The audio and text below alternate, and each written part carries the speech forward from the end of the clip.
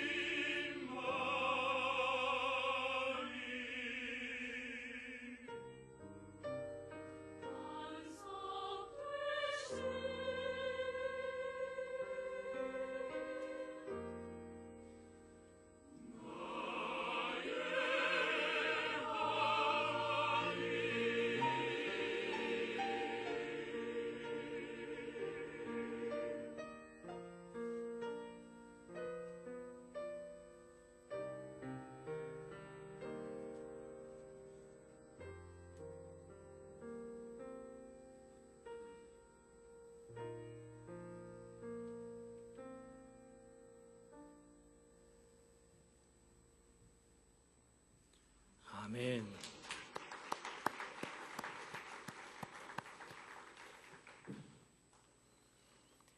우리 지난주에 김의식 목사님께서 말씀해 주시면서 초대교회로 돌아가자 이런 말씀으로 은혜를 받았는데요. 초대교회 모습이 우리 사도행전 2장 43절에서 47절까지 잘 그려져 있습니다. 초대교회 모습을 간단하게 요약을 하고 있는데요. 서로 떡을 떼며 함께 제산을 공유하며 또 날마다 마음을 같이해서 성전에 모이기를 힘쓰고 기도하고 사도들의 가르침을 받고 서로 선한 일에 힘쓰면서 아름다운 교회 공동체의 모습을 이루어가는 것을 보게 됩니다. 요약을 해놨으니까 우리가 이 말씀을 이렇게 보면서 참 교회 모습이 원래 이런 거구나, 교회는 이래야 되는 것이구나 하는 생각이 들면서 원래 우리 교회 모습으로 돌아가야 되겠다, 돌아가고 싶다 하는 마음이 일어납니다. 그러면서 조금 아쉽게 생각하는 것이 초대교회의 구체적인 삶의 현장을 한번 보고 싶다 하는 생각이 들잖아요. 바로 오늘 사도행전 3장은 초대교회 모습의 한 예를 생생하게 보여주는 모습이다 이렇게 볼 수가 있습니다. 사도행전 3장의 모습을 보면 장애를 입은 사람을 고쳐주고 또 그 사람이 사도들을 붙잡아서 사람들을 모이게 하니 자연스럽게 모인 이 사람들 앞에서 또 베드로가 설교를 하고 그러면서 또 교회가 성령의 은혜로 점점 더 성장해 나가고 부흥케 되는 그런 역사를 보게 됩니다. 오늘 이런 생생한 초대교회 모습을 보면서 이 모습 안에서 우리가 초대교회 모습을 닮아가기 위해서 살아가야 우리 신앙의 모습은 어떤 것이 있을까 하는 것을 함께 생각해 보고자 합니다. 가장 먼저 우리가 생각해 봐야 할 것은 우리의 일상에서 주님과 동행해야 한다는 것입니다. 오늘 베드로와 요한이 제9시 기도 시간에 성전으로 가고 있었다고 전합니다. 그러니까 이 베드로와 요한의 일상은 시간에 맞추어서 하나님께 기도하는 것이 그들의 일상이었던 것이죠. 유대인의 전통을 따르면 아침에 일어나서 해가 뜰 때 주님께 기도하는 아침 기도, 또 오후 3시에 드리는 점심 기도, 그리고 해질 때 드리는 저녁 기도, 이렇게 하루에 3번씩 꼭 기도하게 돼 있습니다. 그러니까 베드로 요한도 그런 유대 전통에 따라서 하루에 3번씩 매일 성전에 와서 기도하고 있었던 것이죠. 우리는 흔히 신앙생활이 하루하루 매일매일 변화 없이 계속되는 것에 좀 지루함을 느끼고 신앙생활이 좀 뭔가 임팩트가 있고 좀 뭔가 변화가 있고 좀 뭔가 우리의 마음을 울리는 뭔가 이런 감동이 연속적으로 일어났으면 좋겠다는 바람을 갖고 있습니다. 이런 바람이 나쁜 것은 아니지만 사실 그런 바람이 너무 강렬하다 보면 우리 일상이 얼마나 중요한가 하는 것을 잊게 되는 이런 부작용도 있습니다. 우리 일상에서 하나님을 새롭게 만나고 주님을 우리 마음속에 늘 새롭게 간직하는 것이 무척 중요합니다. 그렇게 하지 않으면 우리 일상 속에서 우리의 삶의 어떤 습관이나 생각이나 이런 것들을 바꿔나가기가 대단히 어렵기 때문에 그렇습니다. 모세는 40세에 이집트 왕국에서 나와가지고 광야에서 또 40년을 보내게 됩니다. 그 일생을 첫 40년은 왕궁에서 왕자로서의 어떤 생활, 그리고 그 이후 광야에서는 40년 동안 양을 치는 양치기로서의 삶, 이렇게 두 삶으로 나누어 볼 수 있고 그의 마지막 40년은 광야에서 이스라엘 백성들을 인도해가는 지도자로서의 모습, 지도자의 삶을 얘기할 수 있습니다. 모세가 이스라엘을 광야 40년 동안 인도할 수 있는 힘이 어디서 나왔을까? 그가 어떻게 이렇게 위대한 지도자가 됐을까? 그 힘은 사실은 광야에서 그가 양치기를 하며 보냈던 그 40년의 기간, 양치는 것이 일상이 되어 버렸던 그 잊혀진 삶의 시간에서 그의 모든 능력이 흘러나왔고 그는 그 시간 동안 하나님께 충분히 훈련받았기 때문에 위대한 모세가 되었다, 이렇게 말할 수가 있습니다. 40년의 광야 생활이 어땠는가? 그는 광야로 들어가자마자 미디안 제사장 이드로라고 하는 사람을 만나게 되고 그의 딸 삽비라와 결혼합니다. 그리고 아들 게르솜이라고 하는 아들을 낳습니다. 광야 생활은 여기까지 소개가 되고 그 이후에 거의 대부분의 광야 생활을 출애굽기 3장 1절은 어떻게 요약하고 있는가 하면 모세가 그의 장인 미디안 제사장 이드로의 양떼를 치더니라고 하는 한 문장으로 요약합니다. 사실은 한 문장도 안 되죠. 그리고 나서 바로 떨기나무, 불타는 떨기나무에서 말씀하시는 하나님을 만났으니까 하나님을 만나는 이 극적인 사건 이전에 있었던 그 40년이란 긴 세월을 양떼를 치더니라고 하는 이 몇 문장, 몇 단어로 다 설명하고 있는 것이죠. 광야 40년을 설명하려고 하니까 설명할 게 없어요. 왜냐하면 어제도 양쳤고 오늘도 양쳤고 내일도 양치고 모레도 양치니까. 반복된 일상을 뭔가 설명할 게 없어요. 그냥 양쳤으니까. 그러니까 광야 40년의 생활을 요약을 하면 그냥 제사장 이드로의 양을 치더니 양떼를 치더니 한마디로 다 정리가 되는 것이죠. 변함이 없는 일상, 그 일상 속에서 하나님은 그를 어떻게 훈련해 가셨는가? 이집트 왕국에서 그가 자라나면서 잘못 만들어진 자존심과 교만들을 하나님께서 깎으시고 버리게 하셨습니다. 뿐만 아니라 광야에서 그는 하늘을 바라보고 산을 바라보고 하나님을 느끼고 믿음을 가져서 하나님 안에서 그의 성품과 신앙이 자꾸 자라기 시작합니다. 일상 속에서 말이죠. 어제나 오늘이나 변함이 없는 것 같은데 그는 변했습니다. 광야 40년을 지나면서 그는 이스라엘 민족을 출애굽시킬 수 있는 위대한 지도자로 어느새 성장해가고 있었던 것입니다. 아브라함은 70세에 아들을 주실 것이라는 하나님의 약속을 받습니다. 그 아들로 인해서 하늘의 별과 같이 너희 자손이 많아질 것이라고 그렇게 하나님께서 말씀하셨어요. 언제 하나님께서 아들을 주실까? 올해 주실까? 내년에 주실까? 한 5년 내로는 주시겠지? 시간이 흘러가면서 10년 됐으니까 이제는 주시겠지? 20년 됐으니까 이제는 주시겠지? 30년이 되어도 생기지 않았습니다. 아브라함은 100세의 아들을 얻습니다. 한 아들 말이죠. 하나님께서 약속을 이루시기까지 그 약속을 아브라함이 믿는가 안 믿는가, 그의 일상 속에서 그는 어떻게 믿음 생활을 해나가는가 하는 것을 주목하여 보셨고, 하나님께서 아들을 주시기 전에 그가 먼저 마음에 믿고 하나님께서 주신 약속을 그 마음에 새기기를 원하셨습니다. 그래서 그 모든 일상을 하나님께서 훈련해 나가셨던 것이죠. 그래서 마침내 그는 100세의 아들을 얻고 그 아들로 인하여서 많은 민족이 복을 얻게 되는 그런 하나님의 놀라운 일들을 경험하게 됩니다.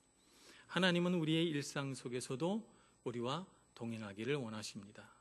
모세에게 그러셨던 것처럼 우리에게도 함께 하시기를 원하시고, 아브라함에게 함께 하셨던 것처럼 우리와도 친히 동행하기를 원하셔서 우리 일상 속에서 우리를 다루시고 우리에게 복 주시고 우리에게 약속하시고 우리를 고치시고 우리를 치유하시는 그런 역사가 우리 일상 속에서 일어납니다.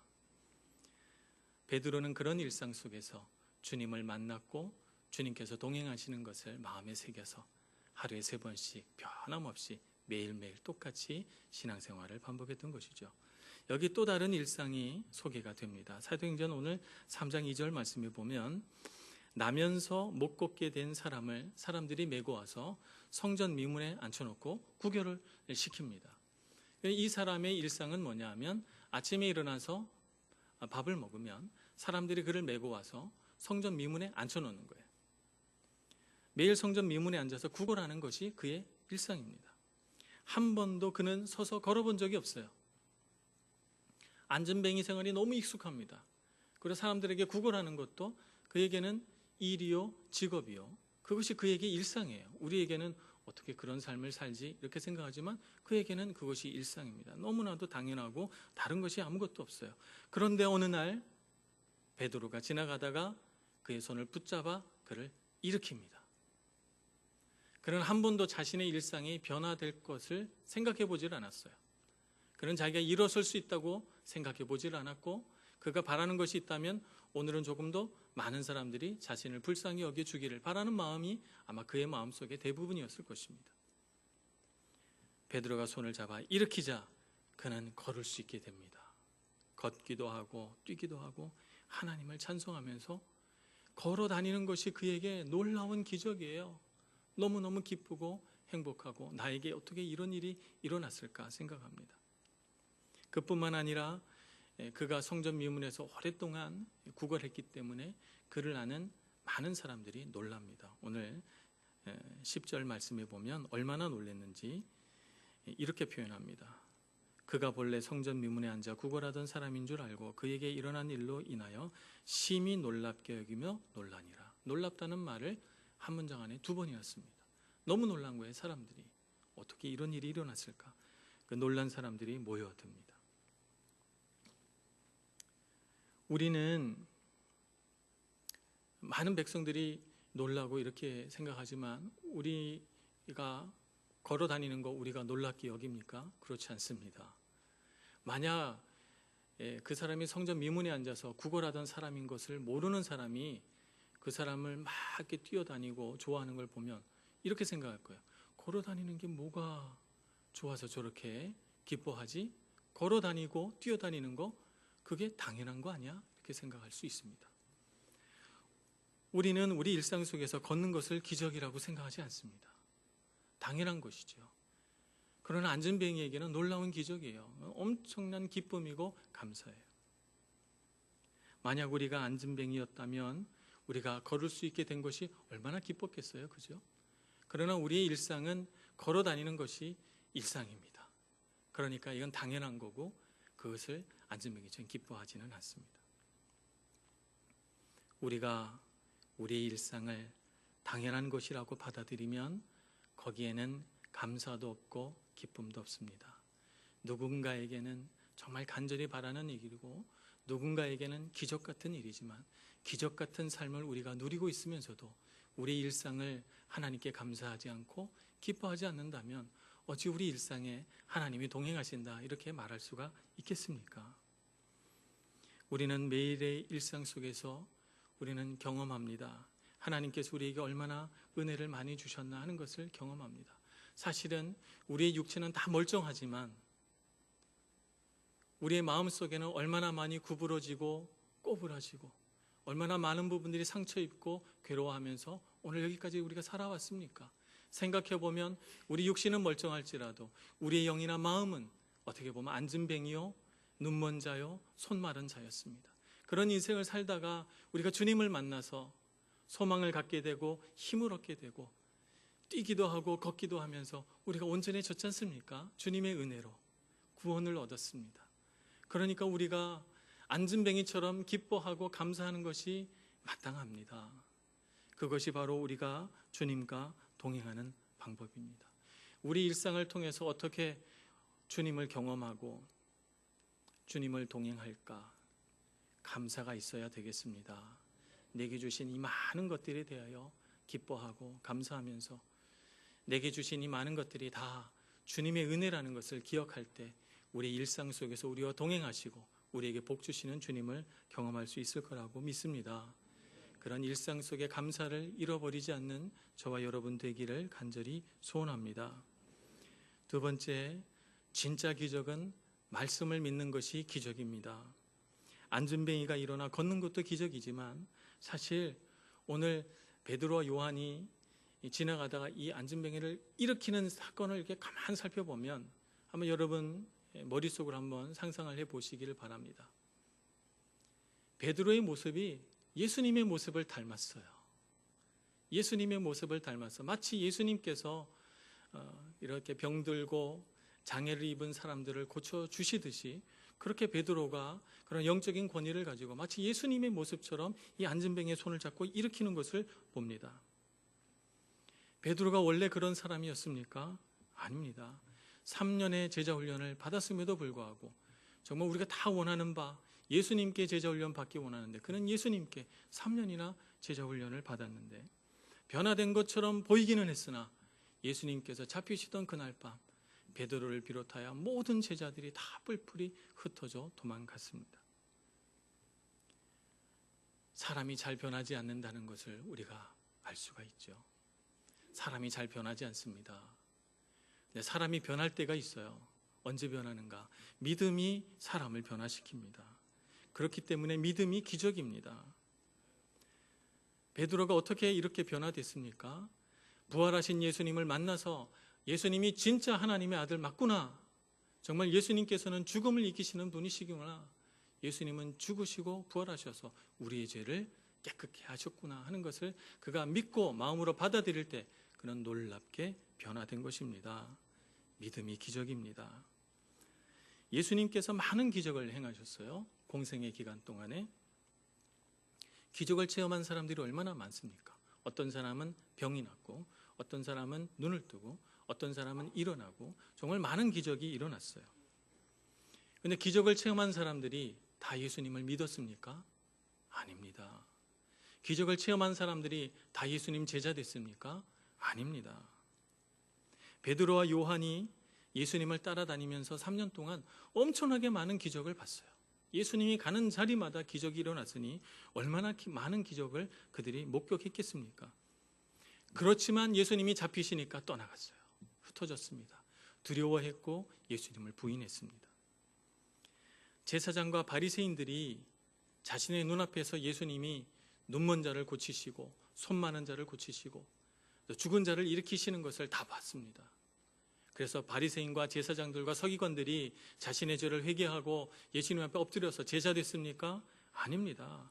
자신의 눈앞에서 기적을 보았지만 뒤돌아서서 예수를 어떻게 하면 죽일까 하는 것을 궁리했습니다.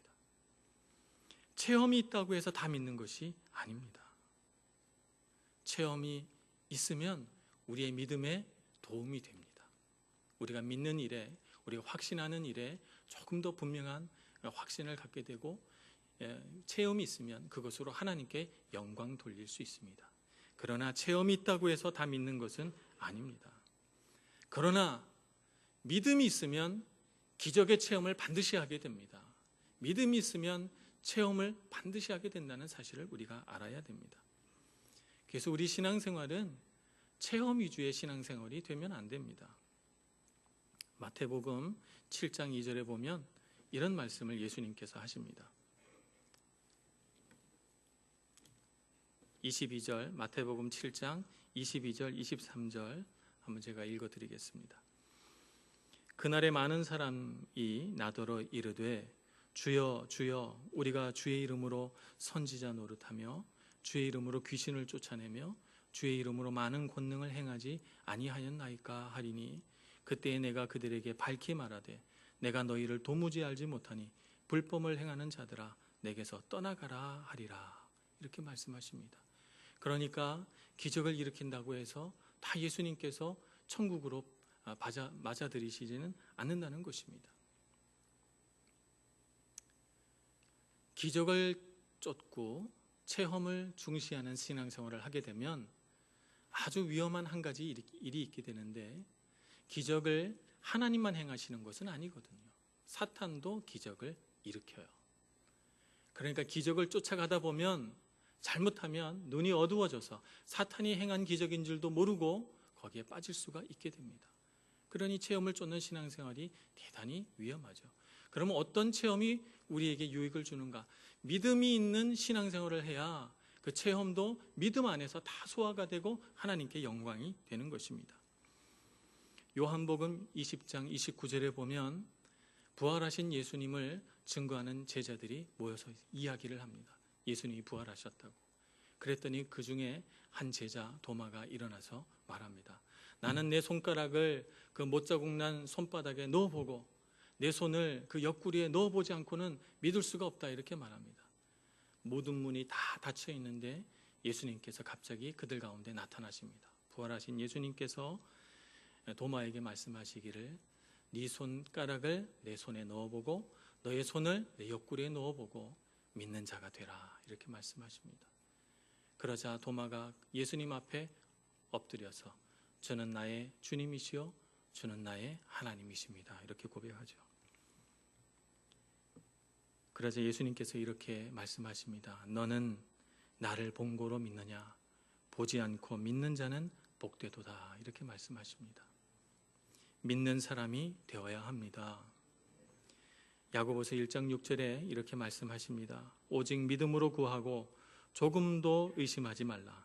의심하는 자는 마치 바람에 밀려 요동하는 바다 물결 같으니 라고 말씀하시고 있습니다. 오늘 우리가 이 땅을 살아가면서 정말 중요한 것은 어떤 체험을 했느냐가 중요한 것이 아니라 체험을 하는 사람은 자꾸 체험을 쫓아가게 되다 보니까 이 믿음을 소홀하게 하게 됩니다. 우리는 믿음을 가져야 합니다. 믿음을 중요하게 생각해야 되고 믿음을 쫓아가면 기적과 같은 체험은 저절로 우리를 따라오게 되어 있는 것입니다. 그러므로 정말 기적은 우리가 믿음을 갖고 있다는 사실이 진짜 기적인 줄 알고 믿음 생활에 힘쓸 수 있는 저와 여러분 될 수 있기를 간절히 소망합니다. 세 번째 우리가 기억해야 할 것은 믿음은 소망을 준다는 사실입니다. 나면서부터 안진뱅이 된 이 사람은 소망과 꿈이 없었어요. 그에게 만약 꿈이 있다고 한다면 오늘 더 많은 동전을 그의 통 가운데 모아서 집에 갖고 가는 거예요. 아마 더 많은 동전을 모은 날은 오늘 참 운이 좋은 날이라고 생각하면서 굉장히 기뻐했을 거예요. 그에게는 내가 일어나서 걸을 수 있다는 생각을 해볼 수 있는 그런 꿈이 없습니다.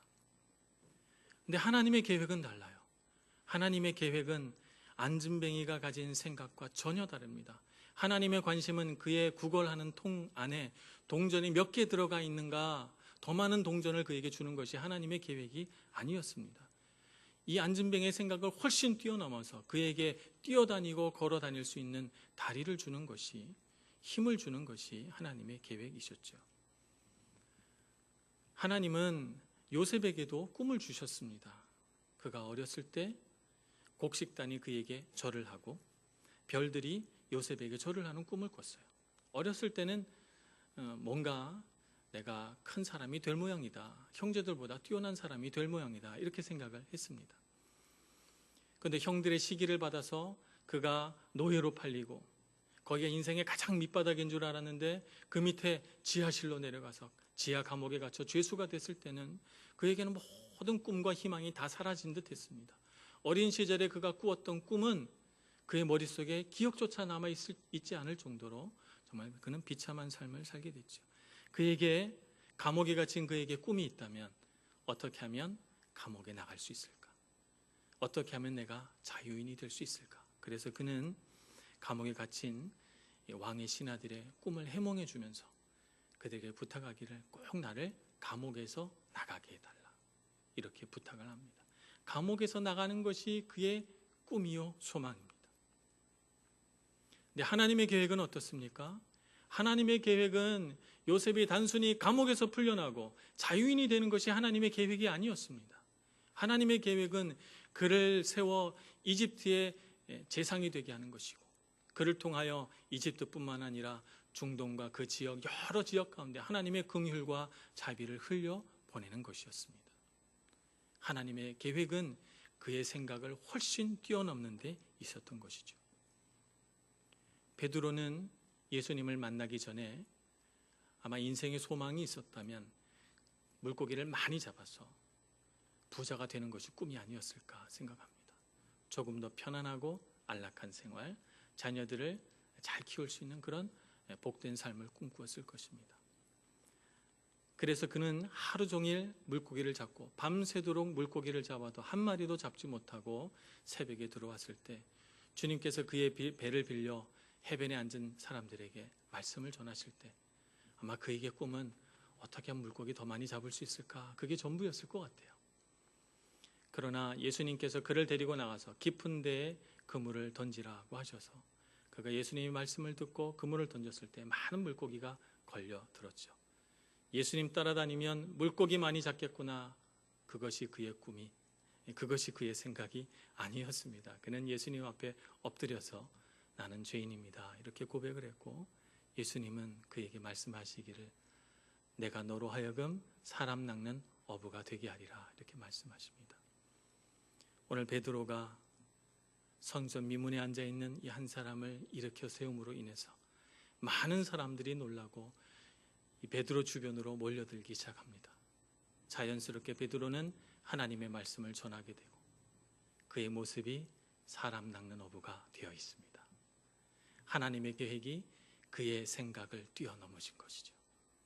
그래서 그는 상상도 하지 못한 일들을 지금 하고 있는 것입니다. 우리는 우리 일상 속에서 너무나도 평범한 우리의 모습들을 봅니다. 우리의 꿈은 지극히 소박하고 단순합니다. 이 어렵고 힘든 경제 위기에서 벗어나서 내가 조금 더 부유하고 안락한 삶을 살았으면, 내 자식들이 잘 돼서 세상 속에서 자기 자리 잘 잡고 살았으면, 내가 조금 더 안정된 직장과 좋은 직업을 가져서 내가 이 세상을 그래도 자신 있게 살아갔으면 하는 바람들을 갖고 있습니다. 그러나 하나님의 계획은 우리가 갖고 있는 꿈과 우리가 갖고 있는 소망을 훨씬 뛰어넘는다는 것을 우리가 알아야 합니다. 하나님은 단순히 그런 일을 하자고 우리를 이 세상 가운데 택하신 것이 아닙니다.